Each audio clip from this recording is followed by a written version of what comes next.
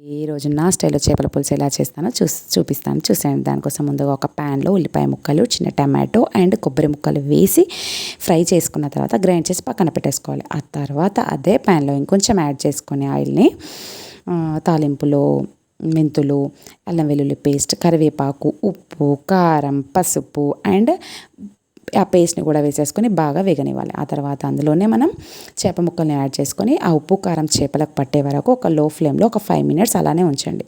ఆ తర్వాత అందులోనే మనం ఏం చేయాలి అంటే చింతపండు రసాన్ని కూడా యాడ్ చేసేసుకోవాలి. అది ఉడికే టైంలోనే మనం ఏం చేయాలంటే ఉప్పు కారం సరిపోయిందో లేదో అని చెప్పేసి ఒకసారి టేస్ట్ చేసి చూడండి. తక్కువ ఉంటే మళ్ళీ మీరు పైనుండి కూడా యాడ్ చేసేసుకోవచ్చు. ఆ తర్వాత ఒక ప్యాన్లో ధనియాలు, దాల్చిన చెక్క, లవంగాలు, ఇలాయచి, బండ పువ్వు అండ్ వెల్లుల్లి రెబ్బలు వేసి గ్రైండ్ చేసేసుకొని ఆ పౌడర్ను కూడా దింపే ముందు వేసుకున్నట్లయితే టేస్ట్ చాలా బాగుంటుంది. ట్రై చేసి చూడండి.